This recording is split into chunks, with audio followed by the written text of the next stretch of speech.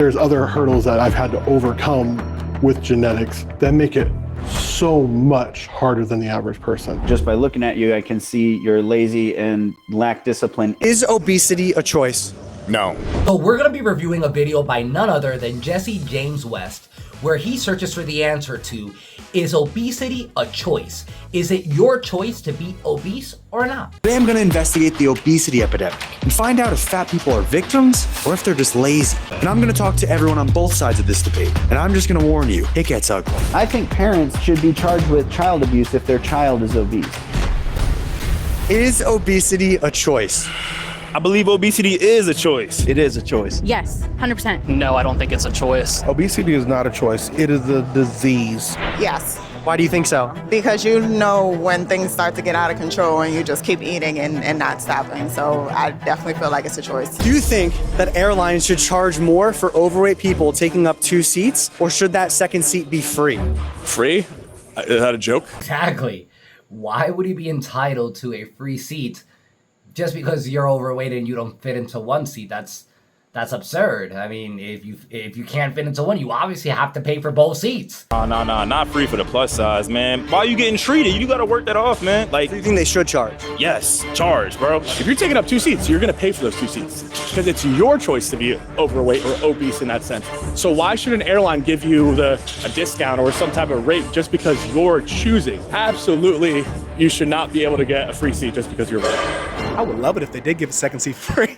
So are you on team free? I'm on team free only because right now it benefits me. But at the same time, I do understand that just because it's nice doesn't mean necessarily that it's something that I'm entitled to. Exactly. You're not entitled to it because it is your choice.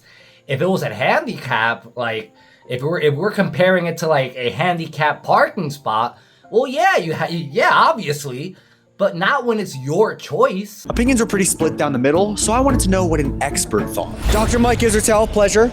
Great to see you. Is obesity a choice? No. If you come up to people who have made a choice, let's say to wear a purple shirt today. Okay. They looked at 2 shirts in their closet, blue, purple. And you come up to them, you go, I got a magic pill that'll turn your shirt blue. They're gonna be like, I'm good, I actually chose purple. That's how you know they made an active choice. How many people can you legitimately come up to on the street and you say, hey, I have a pill that just completely eliminates all of your body fat? You're gonna take it, you're gonna just like zap into a lean person's body.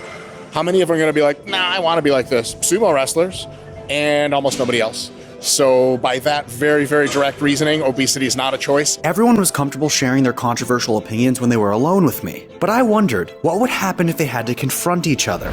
I got 3 fit influencers together with 3 fat influencers to see if there's a common ground on this controversial topic.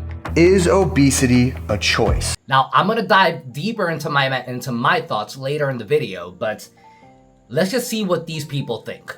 I do think that it's a choice. I do not agree with being obese in any way, shape, or form. I don't think it's a good thing in any way, shape, or form. You can't argue physics, calories in, calories out. That's a scientific fact. But there's other hurdles that I've had to overcome with genetics that make it so much harder than the average person. Just by looking at you, I can see you're lazy and lack discipline in that aspect. This is where I'm going to tend to disagree. So it might be marginally true when you look at the data, but obesity does not mean that you're a lazy person whatsoever. I was obese, and by no means have I ever considered myself to be lazy. And I know plenty of people who are high-achieving people, as in they earn a shit ton of money, they have really good jobs, they have really good degrees, and they work really hard, yet they're still obese. It's not a fact of being lazy or not. You know, I know just from talking to you guys that you are, influencers, you're doing bigger things and, probably have good work ethic when it comes to that, because we all understand what that entails. When that's all the data that you have, there's a judgment made, and for you guys that it's a negative one from healthier people physically. I went so many years of my life making negative decisions that in turn made me obese. I would have people say to me like, let's go outside and do something active. And I'd be like, no, I don't want to. Heaviest I ever used to weigh was 310 pounds. And what are you weighing now? 235. So you've lost almost 100 pounds. Yeah. I've lost about 65 pounds. In my opinion, yes, obesity is 100% a choice. Mind you, This is coming from someone who was actually overweight and obese in the past. So I know what it is to be on both sides of the spectrum. I was over 35, almost 40% body fat obese, and now I'm in the fitness realm. I'm actually in the best shape of my life. So I know what it is to be on both sides of the spectrum here. I still say that being obese is a choice. Is it ever okay to be obese? Yeah, it's okay to be obese by default. Like, you know what I'm saying? You look good to me, girl. Hey, any obese girls out there, you feel me? I'm married, but my wife and I, the bed is really big. But what was the question again? To me, it's crazy that people don't prioritize their health. If you are so, overweight and unhealthy that you have incarcerated yourself in your own body and you literally can't do anything, like what good is money? What good is status? What good is anything without your health? Believe me, I feel it.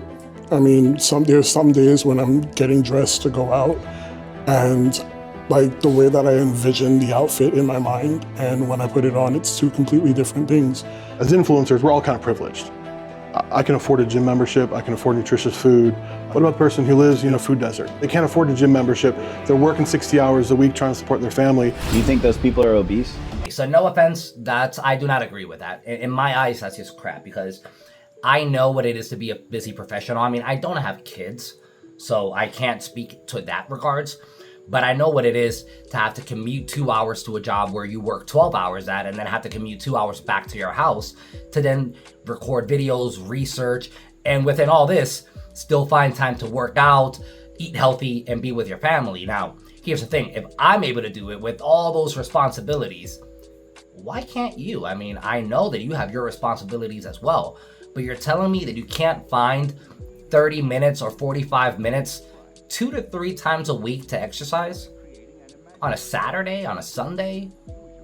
Do you work 7 days a week? I mean, I'm sorry if you're this one person in the world that works 7 days a week, 20 hours a day, and you need 4 hours to sleep, obviously. So if that's you, this does not apply to you. If you're the 99.99999% of everyone else in the world, yeah. Myself personally, I used to live in environments where I didn't have access to, the resources as far as proper nutrition. So I had to literally go out my way to go get the proper nutrition. I refuse to be a victim of my environment. So at the end of the day, you gotta want it. Here's the thing. Let's say that you don't have the time to go to the gym or work out, It takes less time to eat less food. If you just want to lose weight, you don't want to, you're not into this whole, gaining muscle, you could still just eat less food, create a calorie deficit that way, and still lose weight. It actually takes less time because you're eating less food. Do you think a person's weight is entirely their responsibility, or are there other factors? Something can be entirely your responsibility, even though there are other factors at play. Let's say a truck drives by and splashes me with dirty water. It's still my responsibility to get my shirt cleaned, even though it wasn't my fault. So obesity can be entirely not your fault. Usually it's not much your fault. You just have dog genetics for being fucking hungry and wanting snacks all the time, and that's just a real thing. The responsibility for your body belongs entirely to you. So it is absolutely your responsibility, but also doesn't have to be necessarily your fault. See, this right here, what Dr. Mike Reaserches is saying, is exactly what I mean. In one way or another, we've all been dealt a bad hand, okay? Life happens and it sucks. But even if you're put in a bad situation that's entirely out of your fault, it's still your responsibility to get yourself out of that situation. No one is gonna do it for you. What do you think? What do you believe? Let me know down below in the comments. What do you believe? Is being obese a choice or is it an illness? If you're enjoying this video, don't forget to like and subscribe. Is the word fat offensive? No, I do want to have the caveat for a lot of people who are overweight, fat, whatever word you want to use. There's trauma, and we can talk about sensitivity or not. I'm not sensitive to it anymore, but I used to be. Society has turned that into a negative word. It is a descriptor word. I am a fat person. I've modeled for Columbia, I've done stuff for Eddie Bauer and other big companies, REI. I get in my DMs people who are larger than me or plus size like me or fat like me saying, thank you so much for putting yourself out there because you put yourself, I saw you in those clothes out on the trail, in the gym. I got the motivation to go do it. I totally disagree with the plus size models and all that stuff because I think that it is advocating for unhealthy lifestyles and choices, and it's kind of normalizing it and saying it's okay to be this fat. I look at it purely as it's unhealthy. I don't really see it in the way of a psychological thing that it's, it promotes being, in that overweight state. I just see this as law of demand and supply.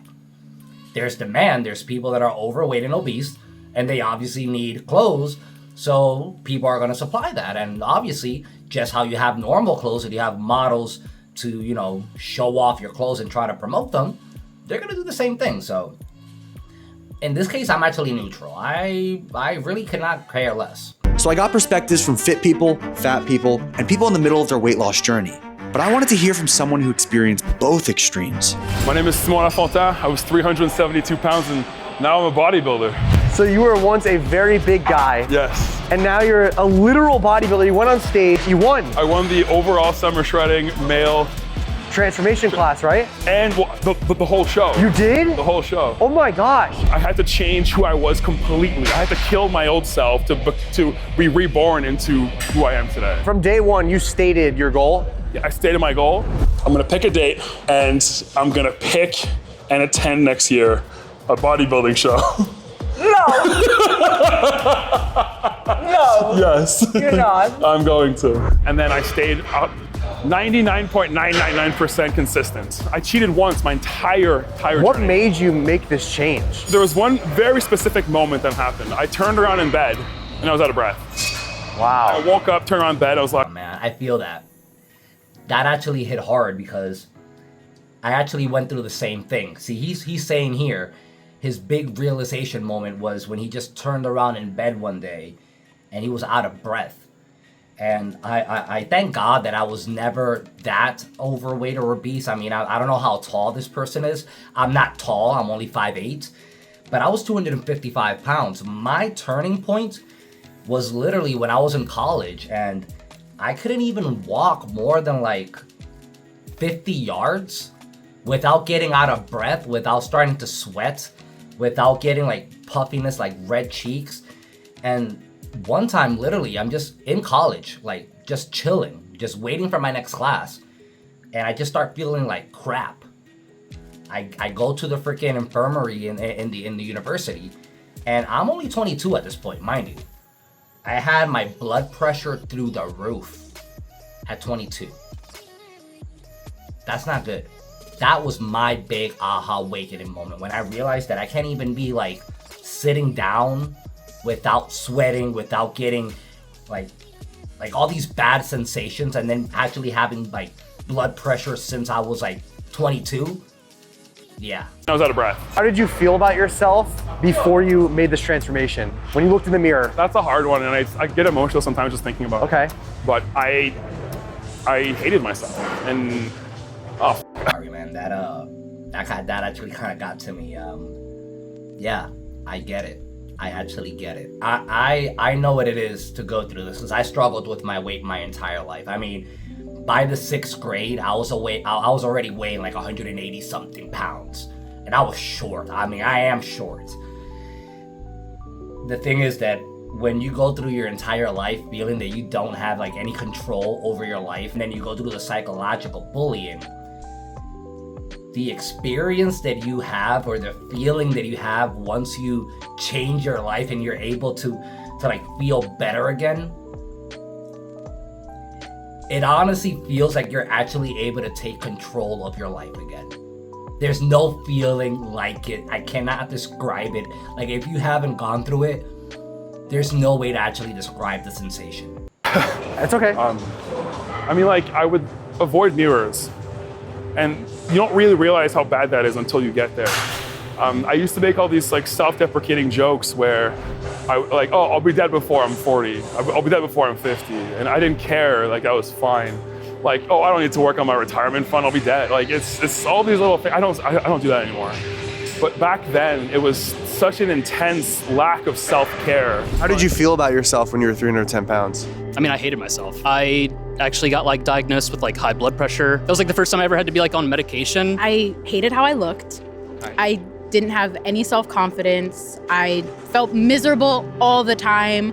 I was super depressed. My feet would hurt, my legs would hurt. Like I would lay down and have what I thought were growing pains, but they definitely were from being obese. I found that I would easily like sweat, just like sweating all the time. Like body temperature is higher than usual? Yeah. Absolutely. And once I started working out and moving my body every day and paying attention to what I was putting in my body, those negative feelings that I had towards myself, they disappeared. And how do you feel about yourself now when you look in the mirror? Oh God, I'm excited to wake up every morning. You know how crazy that is? I'm excited to wake up. I'm excited to meal prep. I'm excited to go to the gym. I have a girlfriend now. It's like my entire life just kind of came together so perfectly. And becoming this new person made me want to be alive. Do you think fat shaming is good or bad? I think it's bad. I think it's bad as well. I think it's good. Is it ever appropriate to shame someone for their weight? It's usually highly ineffective. For some people, it'll have an effect. A very small fraction of the population, that's the thing that gets them going and gets them to change. Shaming people for a whole lot of shit, it's probably pretty fucking lame for adults. I love my little brother. And like, I was fat shaming him my whole life, you know, trying to get him to push himself to be healthier, hold himself accountable, make better choices. It's not healthy, and I want him to be around and live a long time. Body shaming is never okay. It's never good. No matter what your intentions are. I mean, if you're trying to be a dick and you're trying to just put somebody down, well, that's just horrible on you. Why would you do that? But even if your intentions are good, like this person is saying that he's trying to motivate his brother, look, I know where you're coming from, but it doesn't work. I went through this myself. I tried this with my family member. I tried this with my mom at one point that she used to be really overweight. And that tactic, honestly, it just oftentimes make it worse. Like in my own experience, like it just made me feel like crap. I had no motivation, your self-esteem goes down. There are better ways to try to motivate someone if that's your intention. But is that the best way to go about it though? Bingo. Is the question. Bingo. Well, I found that the best route of action to help your friends is to lead by example. You get what I'm saying? If they're your friends and they know that you love them and y'all have like a relationship that is in accordance with love, and they see you leading a healthy life, they're gonna want to follow you. Is there no value in the truth? But it's also in delivery. I agree. So I don't agree with fat shaming at all. I'm a very positive person, so I try to approach people in that way. I would try to reinforce that fat loss in the most positive way I can, but still let them know, hey, cut the shit and get to what you need to do, because at the end of the day, no one's gonna do it for you. Excuses are what the world is made up of nowadays, and I feel like a lot of the reasons why people don't succeed is because they blame outside factors, other people for why they aren't succeeding, and because they're not putting the time in. I mean, I've definitely been fat shamed. I've been obese most of my life. I've definitely gotten a lot of comments, a lot of jokes. I'm not going to fat shame anyone. I think that's bullying. And I'm not saying that I advocate for bullies, and it sounds like all of you have been like physical, or or harassed or bullied about your weight, right? Sure. Oh yeah, Definitely. yes. And I'll never be that guy, ever. I was fat shaming him my whole life. I think the softness of our society as a whole has led to more and more people being obese. Everyone gets a participation trophy, that kind of stuff. I regularly go 10 days without any food, just for the mental toughness and discipline of it. During the debate, everyone was mostly respectful. But as they got more comfortable with each other, they started to get more honest. Things got out of control. That's why I really can't stand the mental health stuff, because I'm like, you guys don't have real problems. Like, suck it the f up. There are people killing themselves. I think parents should be charged with child abuse if their child is obese. It's a first world problem. I've been to third world countries. I've never met anyone there battling with mental health problems or obesity, because they have real problems. You guys are arguing for obese people, and I would say you guys are. I'm not arguing for obese people. Let's make that very clear with that. Okay, well, it's just people in general. At the end of the day, you are choosing what you refuse to change. If you want to change, you can make a change. Nobody gonna help you but yourself. All the resources that we have, it definitely is a choice. We live in the future. We have the whole world in our pockets. Exactly. We're in 2025 now. Yes, there are different illnesses, different conditions that can make it harder, but there are a lot of alternatives as well. There are a lot of treatments that can help a lot of different conditions. So we have a lot of different options to help. But still, at the end of the day, it's up to the individual to go seek that help and go get those options that are available to them. Are eating from a sustainable approach, then it makes it so that you're able to still enjoy those foods that you like. Exactly. It's like I say in all my videos. It's all about moderation and doing a sustainable diet or a sustainable course of living that you could actually, well, sustain. Every one of my videos, I always say, don't try to do extreme diets, fad diets. Don't try to cut corners. Just take it nice and slow and do it sustainably. It's how literally I was able to lose all that weight and keep it off for over 13 years now. I had a health bout a few years ago. I have been meaning to get into health fitness a little earlier, but delayed because of work and things of that sort, but I'm getting into it now. Do you mind if I ask what that health bout was? Oh, leukemia. Really? Yes. Are you still dealing with that? It's clear. Dude, my man. Yes, sir. You know, no excuse. You're in here. I love that. I love seeing that. Yes. Real growth only happens when you get tired of your own Until somebody really reaches that, you will never be able to make them make the change. Now, when they hit that moment, embrace it. It is such a magical place to be. So now that we've seen both sides of the spectrum, I'm curious, what do you think? What do you believe? At this point, is being obese still a choice or a disease? Let me know down in the comments, and if you like this video, go ahead and hit that like and subscribe button, and go ahead and make sure you watch this video next. See you next time.